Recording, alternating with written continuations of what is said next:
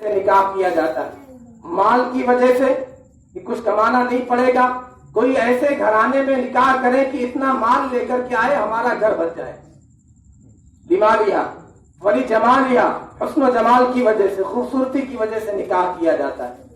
کوئی حور پڑھی لے کر کے آئے، خود چاہے لنگور جیسے ہو، اپنے حساب سے ڈھونڈنا چاہیے، تو جمال کی وجہ سے، خوبصورتی کی وجہ سے رشتہ ڈھونڈا جاتا ہے، یہ بھی دیکھا جاتا ہے۔ ولی حسبیہ، حسب نسب، خاندان بہت اعلیٰ ہو، بہت اچھا ہو، تاکہ میری ایک عزت ہو جائے، میرا ایک اسٹیٹس ہو جائے، میرا ایک مقام ہو جائے۔ ولی دینیہ، دین کی وجہ سے نکاح کیا جاتا ہے۔ آپ نے فرمایا فاصبر بذات الدین، دینداری کو اختیار کر کے کامیاب ہو جاؤ، تربت یدا کا، دینداری کو ترجیح دو، اسے پریفر کرو، دینداری کے ساتھ حسن مل جائے بہت اچھی چیز ہے۔ قرآن کے الفاظ فَانكِحُوا مَا طَابَ لَكُم مِّنَ النِّسَاءِ، ان عورتوں سے نکاح کرو جو تمہیں اچھی لگے۔ ظاہر اچھی لگنا وہ ظاہری صورت کو دیکھ کر کے ہی ہو سکتا ہے، تو شکل و صورت خوبصورت ہونا یہ کوئی غلط چیز نہیں ہے، یا اس کو وجہ انتخاب بنانا کوئی غلط چیز نہیں ہے، لیکن بنیادی چیز دینداری ہو۔ اگر دینداری ہے پھر دوسری چیزیں بہت اچھی چیز ہے، اگر دینداری نہیں ہے پھر وہ لاکھ خوبصورت ہو، کتنا اچھا خاندان ہو، کتنے زیادہ مالدار ہو، پھر وہ آئندہ آگے دیر نہ سویر نقصان پہنچائے گی وہ چیز۔ اگر دینداری نہیں ہے، اگر دینداری ہے تو انشاءاللہ وہ آگے دیر یا سویر وہ رحمت کا اور برکت کا سبب بنے گی۔ آپ نے فرمایا دینداری کو اختیار کرو، پھر آگے نکاح ہو جائے، یعنی صرف لڑکی ہی میں یہ بات نہیں، لڑکے کا انتخاب ہو تو اس میں بھی یہ چاروں چیزیں دیکھی جائیں، اور بنیادی طور پہ دینداری کو اختیار کیا جائے، دیندار گھرانہ، دیندار لڑکا۔ نکاح کے بعد کیسے زندگی گزرے، حقوق ہے، شوہر کے کچھ حقوق ہیں بیوی پر، بیوی کے کچھ حقوق ہیں شوہر پر۔ حقوق کی تفصیلات میں نہ جائیں، اختصار کے ساتھ بات کو مختصر کرتا ہوں۔ خطبے میں جو آیتیں پڑھی جاتی ہیں اس پر ہم نظر ڈالیں۔ 3 آیتیں پڑھی جاتی ہیں نکاح کے خطبے میں، اور تینوں آیتوں میں تقوی کا تذکرہ ہے۔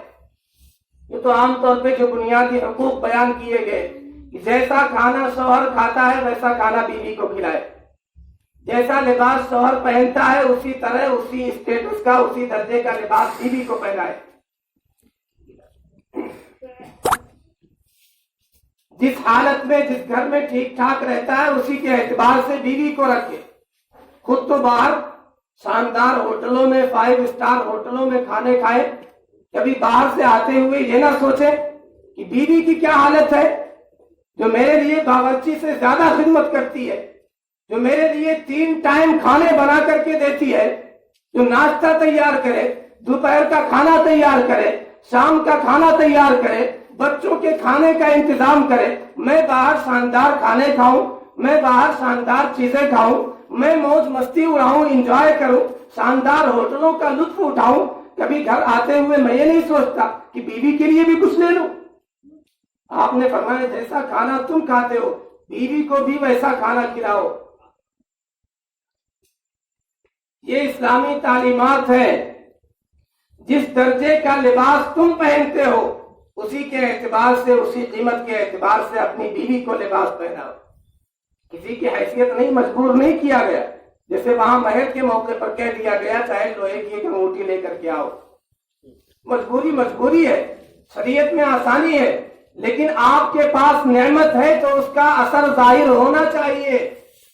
ہن لباس لکم وانتم لباس لہن، اللہ تعالیٰ نے فرمایا یہ دونوں، یہ جو رشتہ ہے بیویاں اور شوہر ایک دوسرے کے لیے لباس کی مانند ہے۔ لباس ایک نعمت ہے، لباس سے خوبصورتی ہوتی ہے، لباس سے زینت ہوتی ہے، لباس سے سردی گرمی سے حفاظت ہوتی ہے۔ یہ لباس کیوں کہا گیا، اس پہ الگ تفصیل ہے کہ بیویاں شوہر کے لیے لباس کی مانند ہے، شوہر بیویوں کے لیے لباس کی مانند ہے۔ تھک جائیں تو بتلا دیجئے گا کب ختم کرنا ہے، بس جلدی انشاءاللہ 10-15 منٹ میں بات سمیٹ رہا ہوں۔ وما ہن لباس لکم وانتم لباس لہن، یہ تمہارے لیے لباس کی مانند ہیں بیویاں، اور شوہر بھی بیویوں کے لیے لباس کی مانند ہیں۔ لباس کا فائدہ کیا ہوتا ہے؟ قرآن کا ایک لفظ دیکھیں، ایک چھوٹا سا لفظ کیا معانی کے سمندر سمو دیے۔ ایک لفظ کہہ دیا کہ لباس کی مانند ہے، آدمی سوچتا چلا جائے کیا کیا فائدے ہیں لباس کے۔ لباس سے آدمی کو زینت ہوتی ہے، آدمی اچھا لگتا ہے۔ لباس نہ ہو تو بندر اور چقندر لگے۔ لباس جیسا لباس ہو اسی کے اعتبار سے آدمی کی خوبصورتی بڑھتی چلی جاتی ہے۔ تو شادی سے بھی حسن بڑھتا ہے، شادی سے خوبصورتی بڑھتی ہے، شادی سے زینت ہوتی ہے۔ جو غیر شادی شدہ ہوتے ہیں وہ مشکوک سمجھے جاتے ہیں، لوگ اعتماد نہیں کرتے، گھر میں بیٹھنے نہیں دیتے۔ شادی ہو جاتی ہے تو ایک اعتماد ہو جاتا ہے، ایک زینت ہو جاتی ہے، ایک وقار ہو جاتا ہے۔ پھر شادی ہو گئی، پھر ایک اعتماد ہو جاتا ہے، پھر شوہر چاہے دبئی میں رہے چاہے سعودی میں رہے، اب اولاد ہوگی وہ اسی سے منسوب ہوگی۔ یہ شادی کا فائدہ ہے، یہ اس کی ایک زینت ہو گئی، یہ ایک جمال ہو گیا۔ لباس کی مانند ہے، پھر لباس سے سردی اور گرمی سے حفاظت ہوتی ہے۔ اسی طرح شوہر بیوی ایک دوسرے کے لیے حفاظت اور آڑ بنتے ہیں، ایک دوسرے کے کام آتے ہیں، ایک دوسرے کو مصیبتوں سے پریشانیوں سے بچاتے ہیں۔ ان لباس لکم وانتم لباس لہن، بات یہ چل رہی کہ لباس جیسا پہنو اسی کے اعتبار سے انہیں بھی لباس پہناؤ۔ اللہ نے نعمت دی، اللہ نے مال و دولت دی، تنخواہ اچھی ہے، نوکری اچھی ہے، تو اسی کے اعتبار سے بیوی پر خرچ کرو۔ ان اللہ تعالی یحب ان یرى اثر نعمته علی عبدہ، اللہ تعالیٰ چاہتے ہیں کہ نعمت کا اثر بندے پر ظاہر ہو۔ اللہ نے نعمت دی ہے مال کی تو ظاہر ہونا چاہیے، خود بھی استعمال کرو، بچوں پر بھی خرچ کرو۔ بہترین صدقہ کہا گیا جو اپنے گھر والوں پر خرچ کیا جائے۔ شریعت کا حسن دیکھیں، کیسی شاندار تعلیم ہے۔ آپ نے ارشاد فرما دیا بیوی کے منہ میں لقمہ ڈالو گے یہ بھی صدقے کا ثواب ہے۔ اب یہاں یہ ہوتا ہے اگر شادی ہوئی، شوہر بیوی ایک ساتھ کھانا کھا لیں، ایک ساتھ کھائیں گے تبھی ظاہر منہ میں لقمہ ڈال سکتے ہیں، تو گھر والے بگڑ جائیں گے۔ والدین مسئلہ خراب ہے، اب تو بس پہنچتے ہی کچھ نہ کچھ کرا دیا، بالکل اپنے بس میں کر لیا، بہت پکا تعویذ دلا دیا، آج ہی سے ایک ساتھ کھانا کھانے لگے، سب کو چھوڑ دیا، اندر بیوی کے ساتھ کھانا کھانے۔ اس تعلیم پر کیسے عمل ہو سکتا ہے؟ یہ جو منہ میں لقمہ کھلانا آپ نے کہا صدقے کا ثواب ہے، جو شوہر بیوی ایک ساتھ کھائیں گے تبھی تو اس پہ عمل ہو سکتا ہے۔ یہ تعلیمات ہمارے سامنے نہیں تو اسے ہم غلط سمجھتے ہیں۔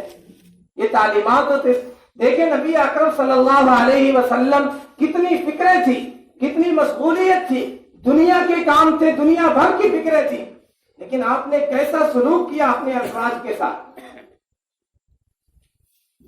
ایک عید کے موقع پر حبشہ کے کچھ لوگ مسجد میں کھیل دکھا رہے تھے اپنے نیزوں سے، آپ باہر تشریف لائے، گھر کے دروازے پر ہوں گے، سیدہ عائشہ رضی اللہ عنہا کو بھی آپ نے بلا دیا، یا پہلے سے ہو سکتا موجود ہو، آپ نے پوچھا تم بھی دیکھنا چاہتی ہو، یا انہوں نے خود پیشکش کی کہ میں بھی دیکھنا چاہتی ہوں، آ کر کے کھڑی ہو گئی آپ کے پیچھے اور آپ کے شانے مبارک پر اپنے چہرے کو رکھ لیا، آرام سے دیکھ رہی ہیں، کھیل کو دیکھ رہی ہیں، جیسے یہاں کھلاڑی مداری آتی ہے دیکھتے ہیں، وہاں وہ نیزوں سے کھیل رہے ہیں، آپ شاباشی دے رہے ہیں، مبارکباد دے رہے ہیں، اور آگے بڑھ کے حملہ کرو، اور اچھے سے کھیلو، اور اچھے سے مقابلہ کرو۔ ادھر سیدہ عائشہ رضی اللہ عنہا کو بھی آپ دکھلا رہے ہیں، خود بھی دیکھ رہے ہیں، خود بھی انجوائے کر رہے ہیں، انہیں شاباشی دے رہے ہیں، طریقہ بتلا رہے ہیں، اور بیوی کو بھی دکھلا رہے ہیں۔ آپ نے پوچھا بس ہو گیا، جی بھر گیا؟ انہوں نے کہا نہیں ابھی اور دیکھنا۔ آپ نے کہا ٹھیک ہے۔ یعنی اتنی مشغولیت، پورے عالم کے لوگوں کی فکر، پھر بھی بیوی کا اتنا خیال۔ دوسری بار آپ نے پوچھا بس ہو گیا، جی بھر گیا، آپ بس کریں؟ انہوں نے کہا نہیں مزید دیکھنا۔ سیدہ عائشہ رضی اللہ عنہا فرماتی ہیں میں نے یہ اس لیے کہا تھا کہ آنے والے لوگوں کو یہ تعلیم مل جائے کہ ایک شوہر کی نظر میں بیوی کی اہمیت کتنی ہونی چاہیے، آپ کی نظر میں ازواج کی کیا اہمیت تھی، کیا مقام تھا، آپ کتنا خیال کیا کرتے تھے۔ ایک سفر سے واپسی کے موقع پر آپ نے صحابہ سے کہا اپنی سواریوں کو تیز دوڑاؤ، آگے بڑھو۔ لوگوں نے سواریاں تیز کر لی، سب لوگ آگے بڑھ گئے۔ آپ نے کہا عائشہ چلو دوڑ لگاتے ہیں، ریس ہو جائے، مقابلہ ہو جائے۔ آج کوئی ایسا کر سکتا ہے اپنی بیوی کو لے کر کے؟ کسی کو اگر بھنک لگ گئی تو کہیں گے بڑے رنگین مولوی بیوی کے ساتھ دوڑ لگا رہے۔ یہاں رحمت دو عالم صلی اللہ علیہ وسلم